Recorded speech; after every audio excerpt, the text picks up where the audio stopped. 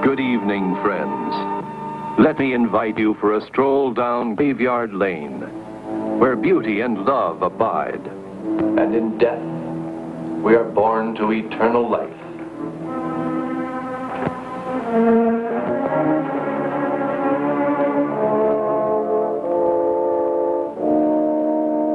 All monuments, from the simplest to elaborate, stand erect on the closed books of the lives of our beloved departed. And each marker withholds many stories, some filled with happiness, some filled with sorrow.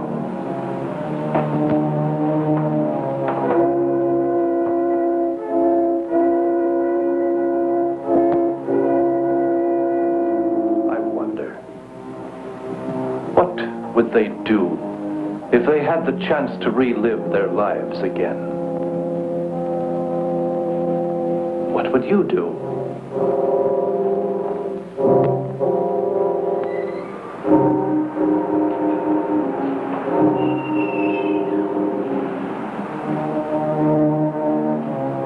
Yuma? Yuma?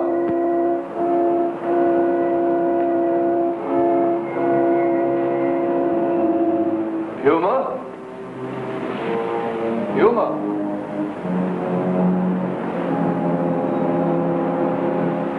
Yuma? Yuma? Yuma? Come to Rigor. Where are you? Ah.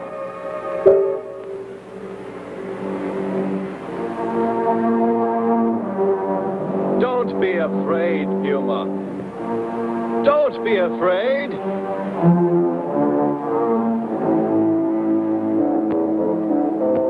Yuma! Oh, there you are, Yuma. Nice kitty. Yes. Nice Puma. Were you frightened, Puma? Nice kitty. Yes, Puma. Now, just you and I go for a stroll, huh?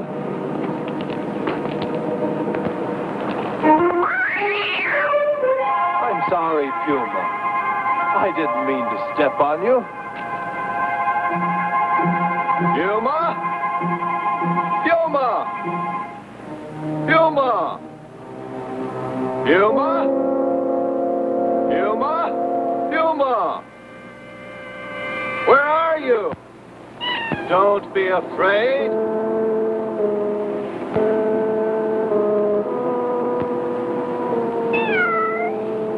There, Puma. Come to Rieger, Puma. I'm sorry I hurt you. I didn't mean to step on you. Louis B. Moffat. February 3rd, 1933. November 17, 1955. I feared not. I remember him. I remember. Louis B. Moffat.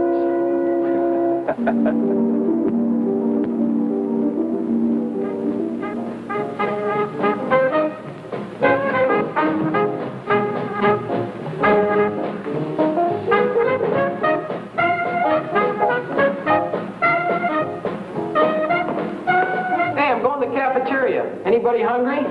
Just waiting for you. I'm ready. Come on, the girls will be there. Where are you going? To the cafeteria. Oh, not now. Maybe later. Say, when is your first lecture in dissection? It's any day now. You're in for quite a treat. Professor Rayburn is a terrific cut-up. Say, how's your stomach, Lou? Physically, I'm fine, but technically, well, that's another story. I gotta keep hitting the books. Betty might be at the cafeteria. Ah, come on, let's leave. Let's go, fellas. I'm stuck. I hope the hamburgers are good tonight.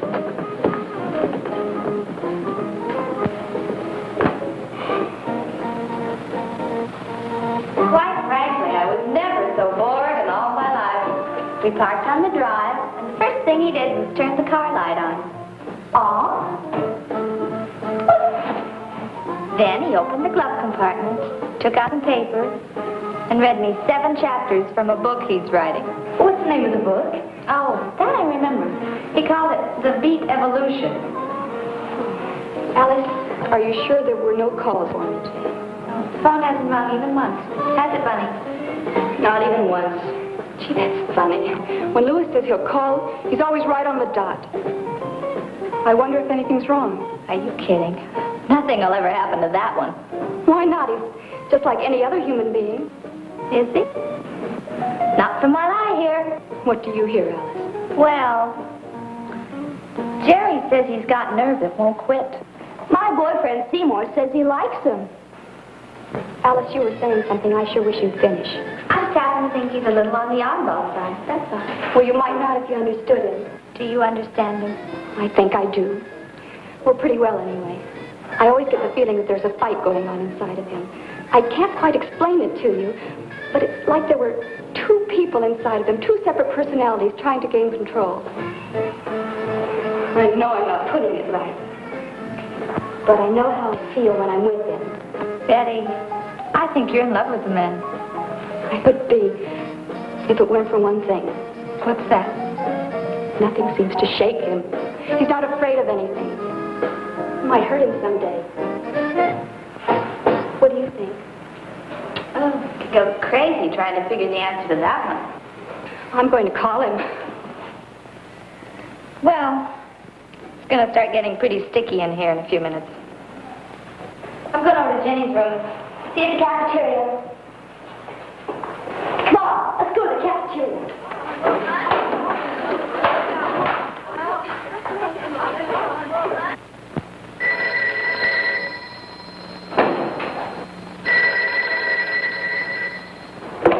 Hello? This is Louis Moffat. Betty, I missed you at the cafeteria. I was at the hairdresser's. Oh? On account of our date? What else?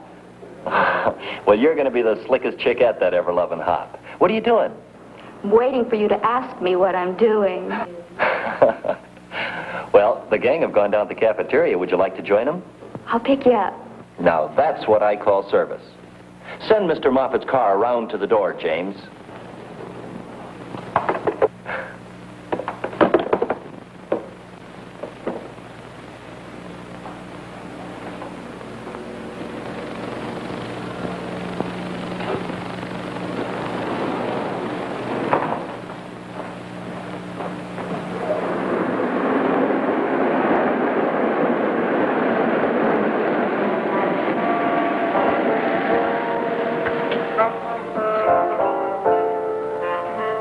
Gee, you must have jets on this heap. My launching pad is only 3 blocks away, remember? Yeah. Let's continue. To the moon. To the moon. Can't we spend a quiet evening, like alone? Well, we're expecting Professor Rayburn to notify us. The fellas ought to all be together in case he does. You know, the autopsy's being conducted at City Morgue, and John Does don't grow on slabs every day. We wouldn't be gone long. Okay, we go for a short drive, moonlight, and then to the cafeteria. You're so romantic.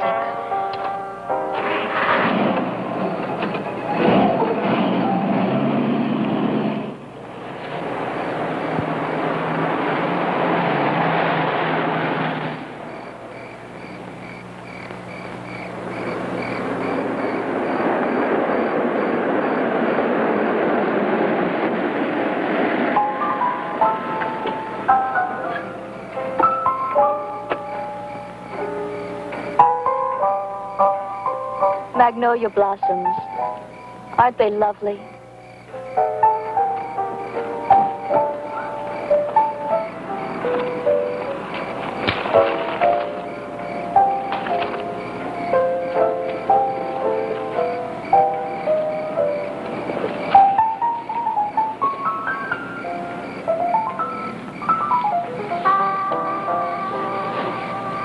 I wish you were studying law or architecture or engineering or anything except medicine. But, darling... Just because your father was a doctor doesn't mean you have to carry on with a life that was set by someone else. Betty, we've been over all that before. I'm studying medicine not because Dad was a doctor, but because, well, I feel I have the qualifications that'll make a good doctor. For instance, I'm not afraid of any of it. I'm not afraid of the blood or the corpses or the operations. And things like that are important for a doctor to do his duties well. I'm sorry, Betty, if you're not interested in all that. It's my fault, darling. I'll never bring up the subject again.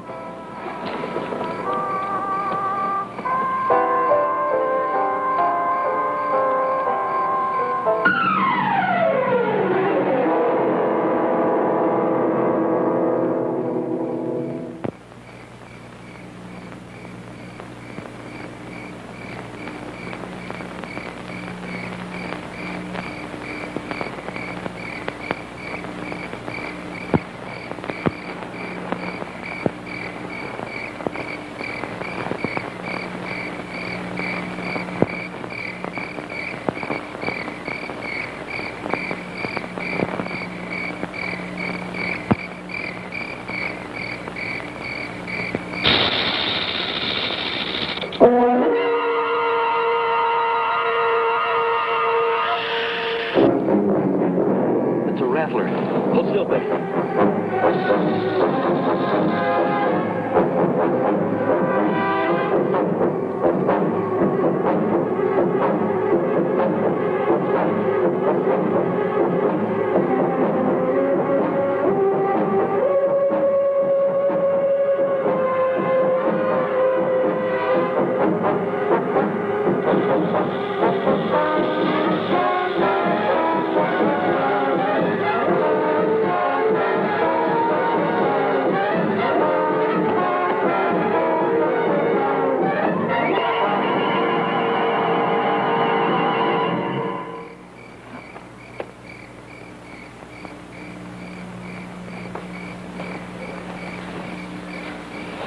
Are you all right, Betty? I'm all right, Louis. You're not afraid of anything. Not anything.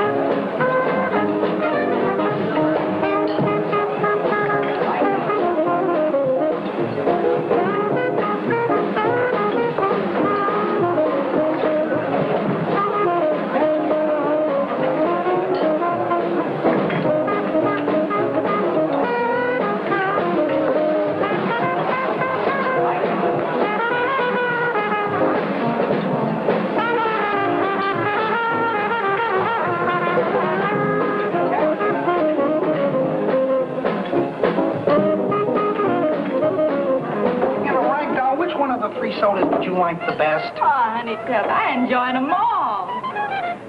I'd like to try a raspberry. You'll have another one with me? I shouldn't. Well, all right. Hey, Howard, come here a minute, will you? What is it, Tiny?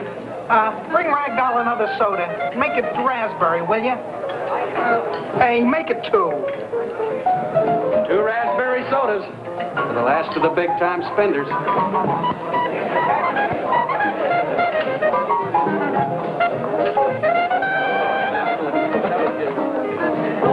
Hi, Jenny. I don't know. I wonder what happened to him. Oh, if I know him, he's still as deaf. Odd fellow, that Moffat. Rarely mixes with anybody or anything. Just books, classes, and more books. You're forgetting Betty Crawford. What she sees in him, I'll never know. She's beautiful and smart, too. Yeah, she's very devoted to him. Doesn't play the field, like some girls I know. She coming to the hop tomorrow night? Yeah, with Louis. He won't be there. Not if the autopsy's for tomorrow night. Him and 15 other guys. All of you will be dancing with tears in your eyes. Because the boy in your arms is a girl. You doctors to be always spoil our social life with your all-night study routine. That's all part of a doctor's training. Getting used to the irregular hours of a doctor's life. Oh, here they come now. Gee, she looks like she's just seen a ghost. Hi, gang. What's new? Hi, Betty. Don't tell me you took her to the morgue to look at all the dead bodies. I just had a rendezvous with the rattlesnake. It crawled into the car while we were parked. But Louis killed it. Gee, no wonder she's pale. I'd have fainted. Lou, I saw Professor Rayburn on the way down. He said the coroner might have a stiff ready for us by tomorrow night. Hey, that's great. Yeah, as soon as the city coroner confirms it, he'll let us know the exact time. Well, this autopsy begins our careers in medicine. And anyway, maybe it won't happen tomorrow night. There you are. Hey. Oh, boy, does that look crazy. And here's your check. Heck. Hey, is this a price? Or is that your telephone number? You'll have to do better than that, Tiny. I heard that one about 5 years ago. It was a joke about my Q test then. Come on, let's see.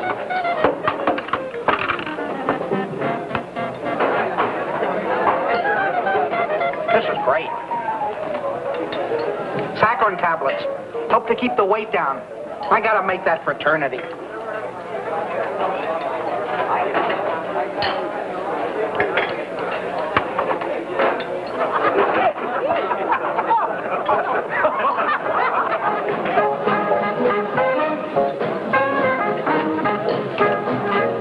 Hey, you know what? I heard that music is a real fine form of exercise, especially dancing to it, too. You wanna? Sure. Come on.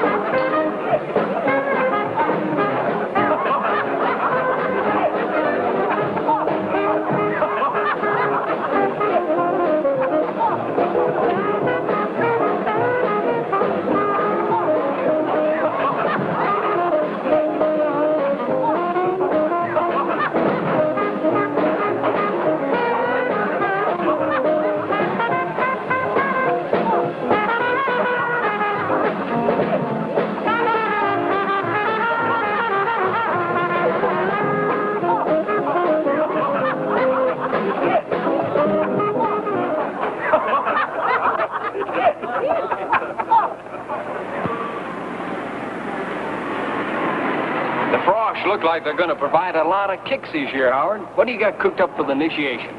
Well, the radiology class has some new routines worked out for the budding medics. I hope the boys can take it. I hear they got hold of some stunts tried out at Yale and Cornell. Not to mention jolly old Oxford. They even have one from the University of Naples, which dates way, way back. Berlinopoli. So what do you got up, Paisan? Well, to tell you the truth, it's pretty gruesome. I don't know whether fellas are going to be able to take it or not. Sounds terrific. Hey, what gives? Buddy. Not a meeting. Besides, we can't give the pledges out their routines until after I see how they make out in their first autopsy, which I think will be tonight. Jason, Jason, bring the bass.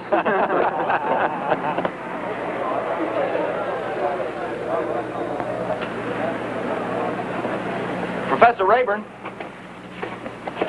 Hello, Moffat. Professor Rayburn, may I ask a favor of you? Why, certainly. What is it? Well, I understand that you use a student to assist you at your autopsies.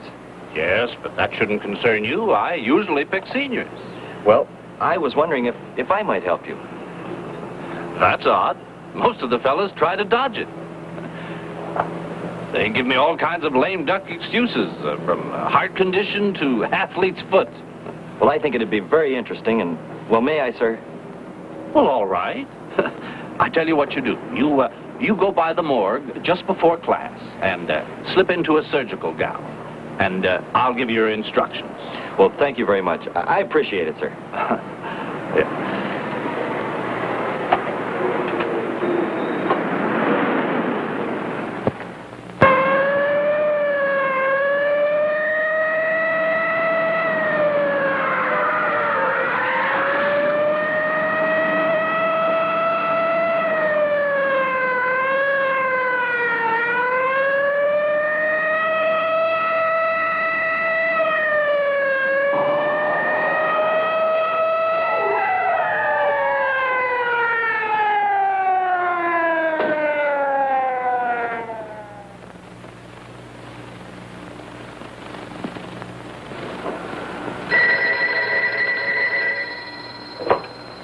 Hello?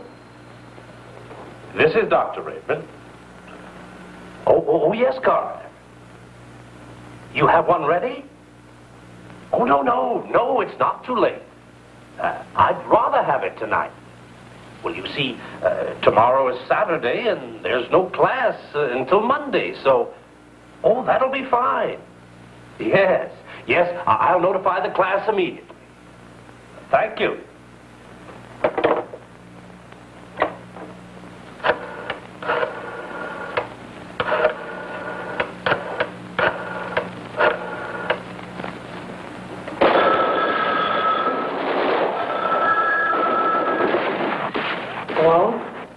This is Professor Rayburn speaking. Oh, Professor Rayburn. Yes. Will you notify the boys to be at the City Morgue, 315 Broadway, at 8:45 tonight? Yes, I'll get word to the others. The City Morgue, 315 Broadway, 8:45 tonight. Thank you. Right. This is it, fellas. City Morgue, 8:45 tonight. Listen, I'll go over to Morrison Hall and tell the rest. And Jim, you go to the North Dormitory and spread the word around. Let's go.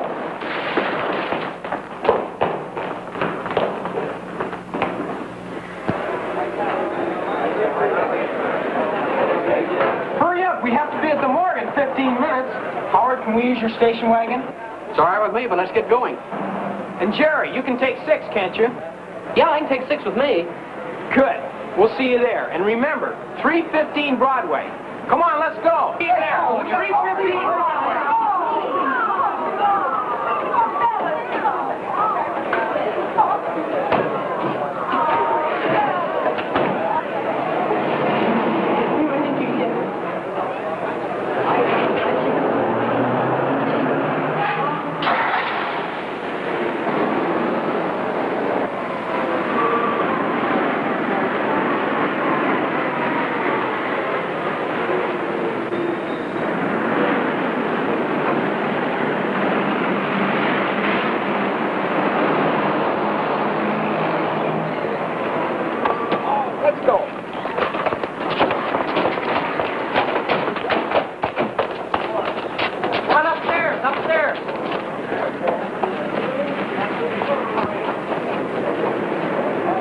Gentlemen, this is your first gastrovascular dissection. It is the threshold of your future medical career. Some of us may succeed, and some of us may falter. However strong we may feel, some of us cannot overcome certain inner emotions. And when we view an autopsy of this kind, let me say to you to feel free to leave the class if you should feel nauseous. It is sometimes difficult for us to accustom ourselves to the callousness of what is to follow. Mr. Moffat, will you roll in Mr. John Doe, please?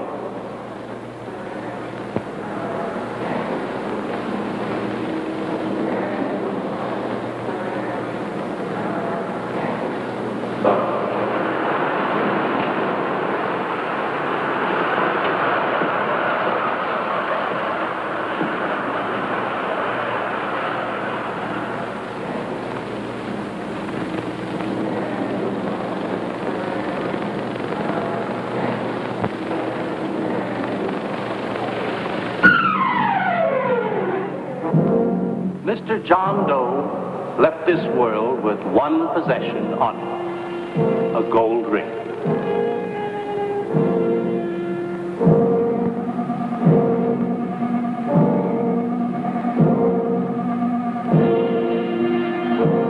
We shall begin with a pectoral incision.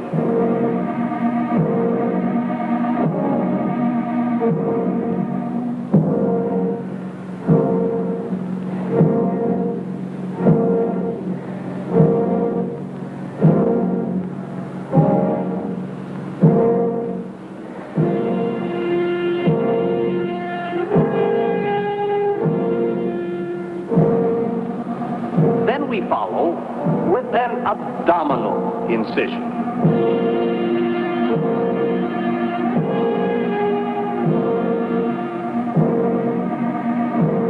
We have now exposed the gastrovascular cavity.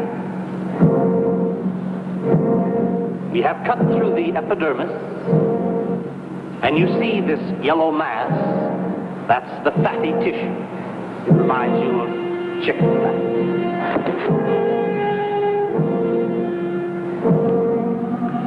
We then proceed to the right and locate the duodenum. Now, gentlemen, please pay close attention. I'm about to show you some of the striata and some of the non-striata muscles. Now, this is most important in the human body. I'll tell you why. Muscles make the body function or lesser or a greater degree. For example, some of you from the pitch, you're right.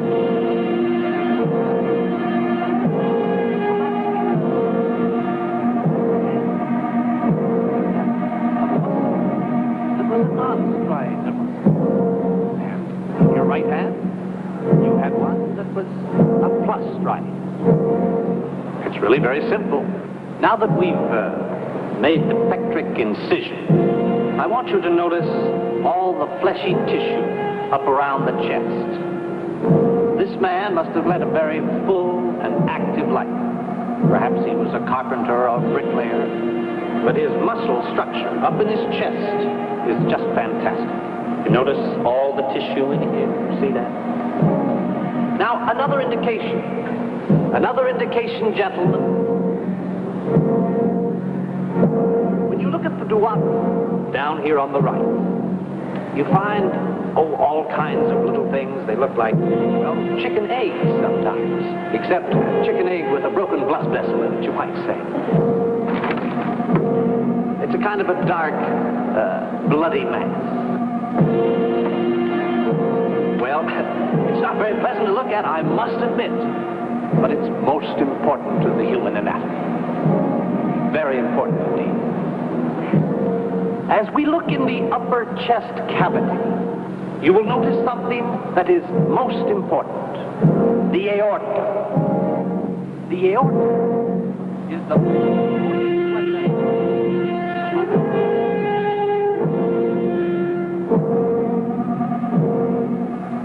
Now, gentlemen, you have just seen your first medical dissection.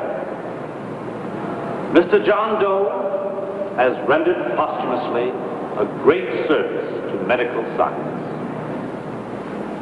Tomorrow he will be transferred to the General Mausoleum of the Raven Hill Cemetery, where he will be stored for about a week in the receiving vault.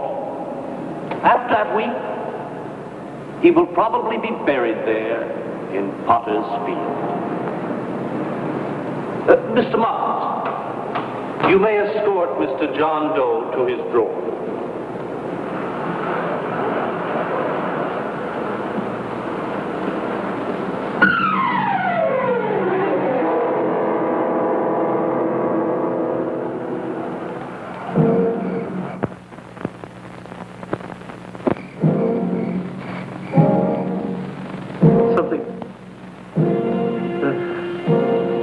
Something happened to the lights. Don't let them come back for me. Please. It's dark. Somebody.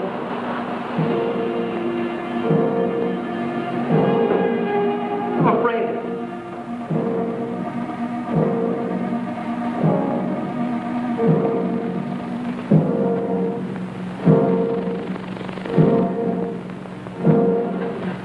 What is it? What's the matter? You were talking in your sleep. What's wrong? Having a nightmare? Oh, yeah, I guess so.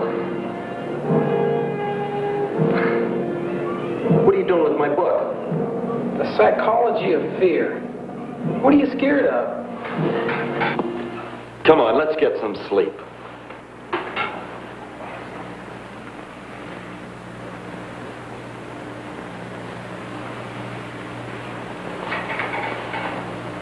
What's the matter with you? I was just thinking. Do you have to do it staring at me? You know, every time you have a nightmare, you always say the same words. Don't turn off the light. What are you doing now? Taking notes? What does it mean, anyway? Ask a psychiatrist. Don't get touchy. Well, how do you think it feels to wake up and find some guy staring at you? I don't mean to bug you about it. It's the same nightmare I've been having ever since I was a kid. It's got some meaning, I guess, but I don't know what it is. Maybe I've been around too many dead bodies. Look, if it annoys you, I can move to another room. Oh, no, I didn't mean that. I just wondered. Don't you ever have nightmares? After that autopsy, I'll probably have plenty of them. Look, it's 10 minutes after 4. Let's get some sleep, huh?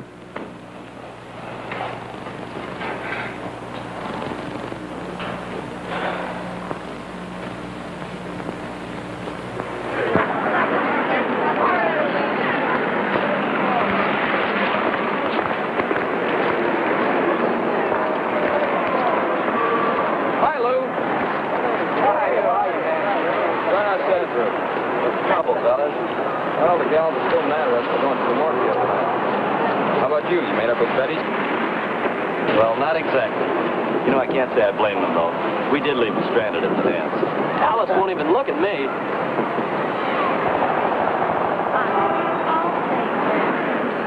I don't know how they have the nerve to want to speak to us even after last night. I'm tired of playing second fiddle to a skeleton. Yeah, they'd rather be with those dead bodies over there than with these live ones right here. Excuse me.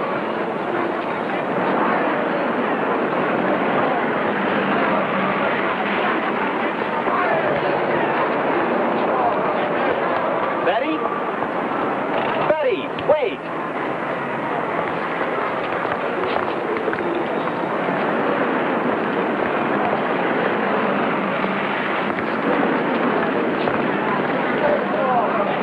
I was hoping they'd get over it before we do it again to the Friday night. That's right. It's a barbecue. And also initiation night. When are we going to get our initiation assignments? The orders will be handed to us in sealed envelopes at 11 p.m. after the barbecue. That ought to be a ball. For whom? I hear some pretty gruesome story. After that autopsy, what could be so tough? Oh, that's where I came in. Hey, you're the only guy that didn't seem to mind it. Mr. Moffat, you may escort Mr. John Doe in. Say, I know what your initiation assignment should be. Say, if you're thinking what I'm thinking. Don't say it. We'll suggest it to senior committee. Well, I'm game, just so long as I make the fraternity. Hey, we're going to be late for class. Let's go. I'll see you, brother. Boy, if they only knew what they're in for. Comes the dawn. Brother.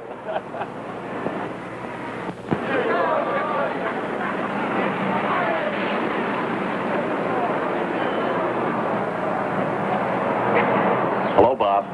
Oh, hi, Moffat. Say, you handled yourself like an old pro at the dissection last night. How much nerve does it take to push a cart around? One with a dead body on it? You're trying to make it sound like a big deal. Hey, what's the story on you anyway, Moffat? I don't know what you mean. I mean, what are you trying to prove? And what makes you think I'm trying to prove anything? You're playing it bold and fearless these days.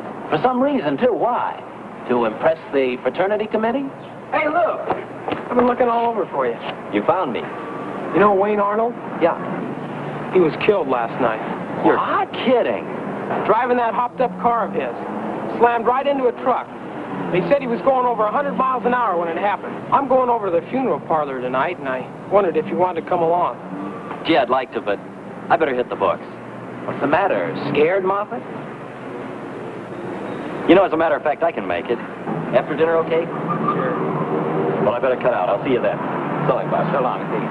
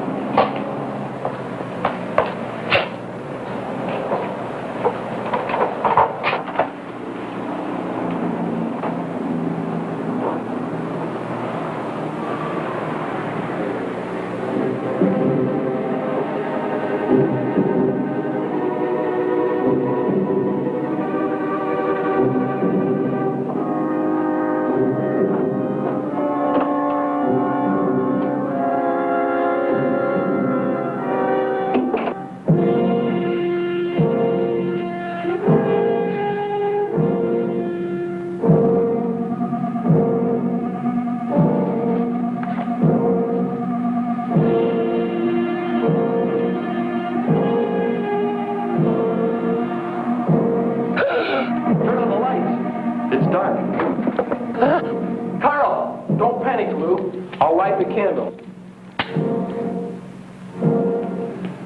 What's wrong? I gotta get out of here. Come on. What happened? It got dark. Yeah, the candle blew out. Do you remember that nightmare I had? Mm-hmm. I said I didn't know what it meant. Yeah. Well, I didn't. But I do now. When I was 8 years old, my grandfather died, and the coffin was in the living room. The night before the funeral, I begged my mother to leave the light on in my room, and she wouldn't do it. And I cried. And she told me if I didn't stop, my grandfather'd get up and give me a licking. And then she turned out the light and she left me. And I laid there all night in the dark, listening to all the sounds, scared to death that body would get up and come into my room. Wow. Well, now that you know what the reason is, it won't bother you anymore. I sure hope so. Look, do me a favor, will you? Sure. Don't tell anybody what happened. Don't worry, I won't tell anybody. You know how it is. You just don't want people to think you're chicken. Well, nobody thinks that anyway. I sure hope not. I don't want them to start. Come on, let's get out of here.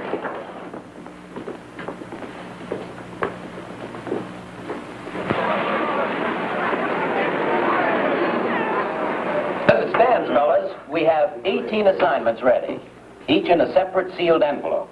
Now we've got 3 more to go. Jerry, Tom Neely, and Louis Moffat. Say, I just got a great idea. Take this down. Okay. Why not have Jerry as Bacchus, king of wine? Now, tomorrow we forbid him to touch any liquids all day long, not a drop, mind you. And then at the barbecue, we let him have all the liquid he wants. You mean give him the works at Silver Lake Fountain? Great. Tom Neely. Oh, yeah. The homely boy in the chemistry class. Yeah. Another great idea. You got it? Now, we all know how these shindigs come out, don't we? Sooner or later, every boy and girl disappears into the shrubs. Why not have Neely, now, get this, Okay. And have Neely dressed as Cupid. Flashlight, bow and arrow, the whole works. Have him search through the shrubs and kiss every girl right in front of her date. Be sure he wears his glasses for self-protection. Okay, now, Louis Moffat. Louis Moffat. Hey, Clark, where have you been? All of the assignments are made except one. Except Louis Moffat.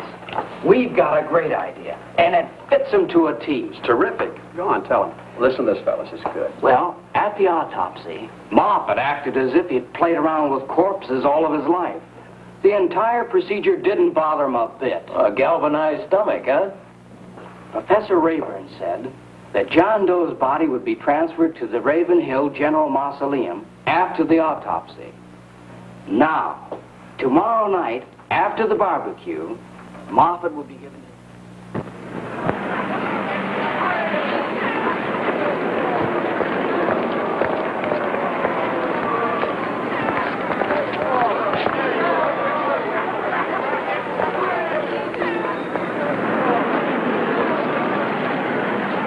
Betty.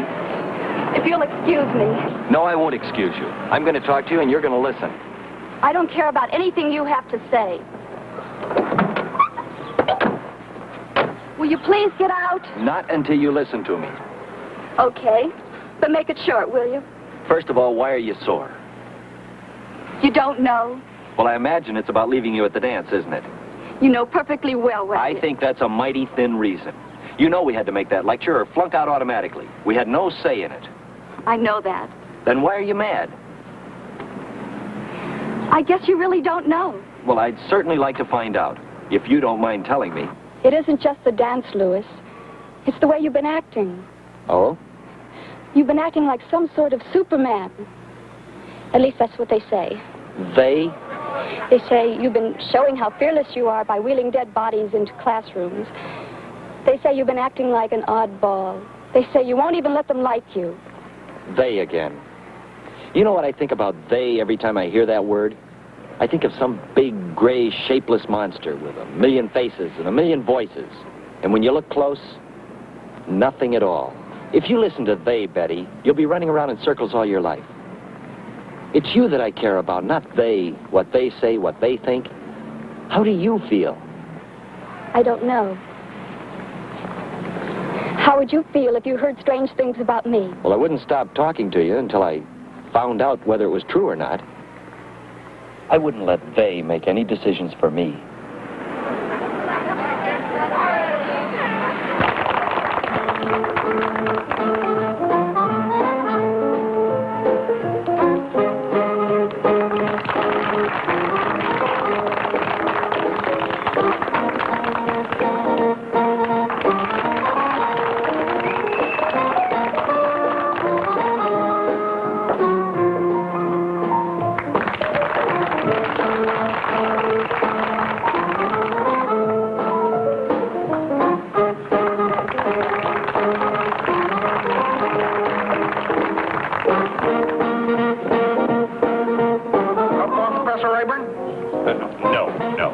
How about you, Dr. Walsh?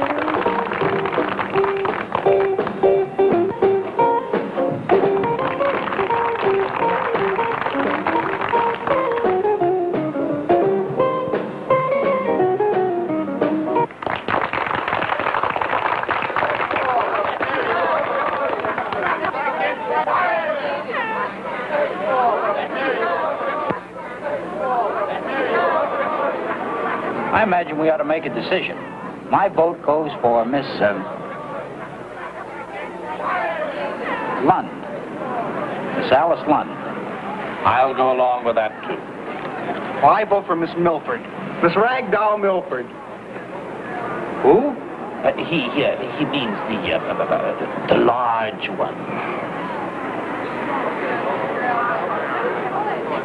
He's kidding. He's gotta be. You are kidding, aren't you, young man? No, sir. To me, she's lovely. Well, I'd hoped we could make a unanimous decision, but that's your choice. Yes, sir. And, you know, I think you both ought to vote for her, too. Oh, you do. Why? Well, so I've been told. Miss Milford has heart and spirit and soul and generosity and kindness, too. We are selecting the winner of a beauty contest, not a den mother. Well, if you're only interested in superficial values, surface qualities... Oh, well, even speaking of surface qualities, just look at the... That'll do.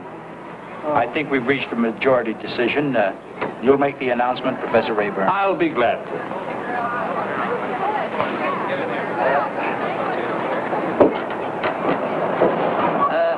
Ladies and gentlemen, it is my pleasure to announce that the judges have reached a majority decision. It is my pleasure to announce the Queen of the Bacchanalian Festival as Miss Alice Lund.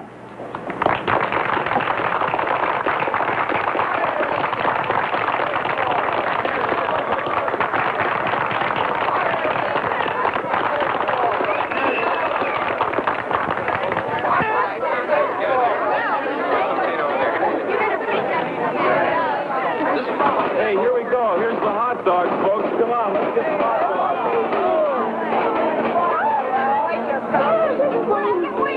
Waiting for.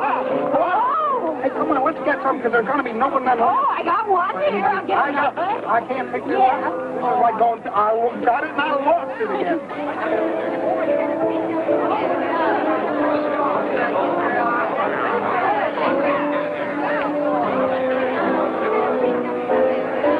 Bacchus, the king of wine. Praise be Bacchus. Oh, no. You have 2 more minutes to go. Then you can have all you want. I'm so thirsty, it seems like I've been without water for a month instead of just a day. All right. Hey, fellas, His Highness craves to sup of yon nectar. Are we ready? Yeah. A tall, refreshing goblet of Coke nectar.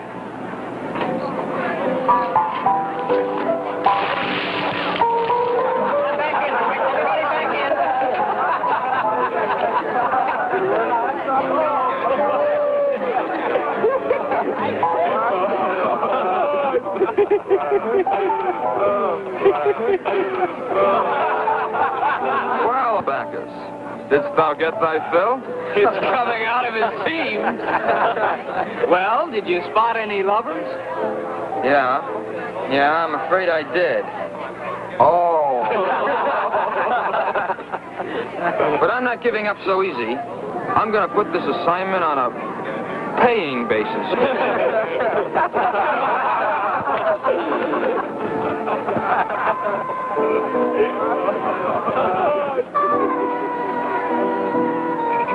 Oh, honey, you're for me. What about tomorrow night?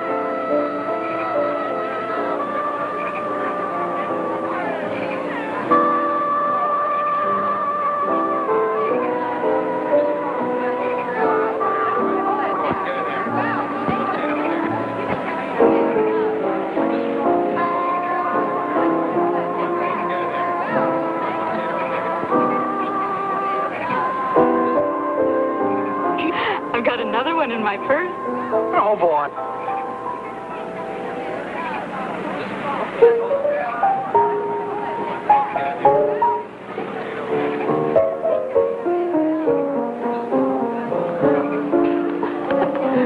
Ragdoll, let me ask you a question. What is it, Tiny? Did you bring the mustard?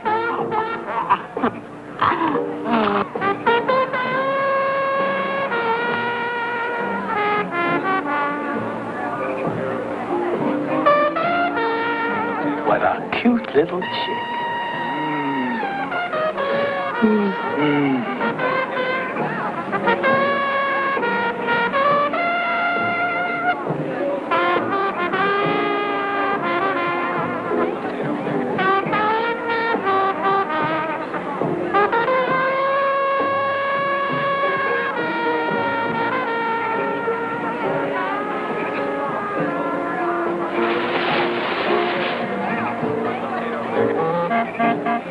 Oh, come on, Tommy. I know what your mission is.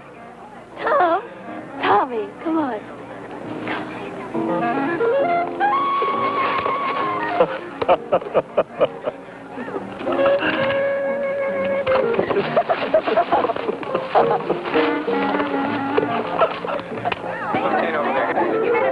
Oh, I almost made 36 inches. See? Hey, you did pretty well, Tiny, considering. You mean I'm in? I'm a brother? Well, not quite. What do you mean?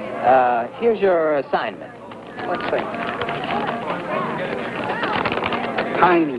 For the next 7 days, you will forego all food, whatever, with the exception of bread and water at 3 regular intervals a day. Oh, no, that's too much. I quit. Here, you can have my saccharin bottle and take back your assignment. I don't want to be anybody's brother that bad. Besides, I already got me a brother. And I got a sister, too. I'm going to go find Ragdoll because she likes me just the way I am. Now, wait a minute, Tiny. Wait a minute. What do you want? You passed. Yeah? I was just kidding you. You passed your initiation. You're one of them. Yeah? Didn't have the heart to keep you worrying about it. Oh, you mean I'm a brother? Oh, boy. Wait till I tell Ragdoll. It's almost 11:30. My assignment. May I read it? Sorry, darling. Against the rules.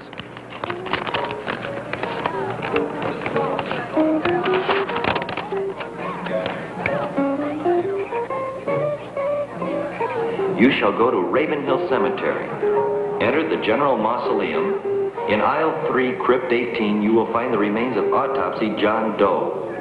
On his right angular finger, you'll find a gold ring, which you must deliver to the president of the Senior Initiation Committee upon your return to the campus. The Senior Committee will later make proper restitution through the caretaker of Ravenhill. What's wrong, Louis? You're not scared, are you? You are. For the first time in your life, you're really scared. Don't be silly. There's nothing to it. I've got to go. Please be careful, darling. I'll see you when I get back.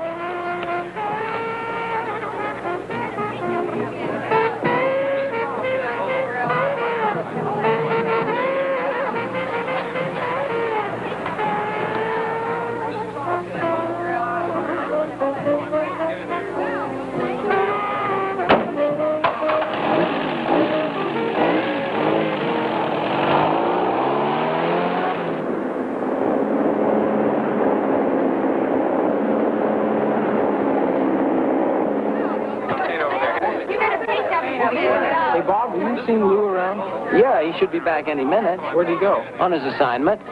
Hey, what about you? Did you finish yours? Yes, I asked everyone who lives on Howard Street for a penny. And? I got 23 cents. 23 cents?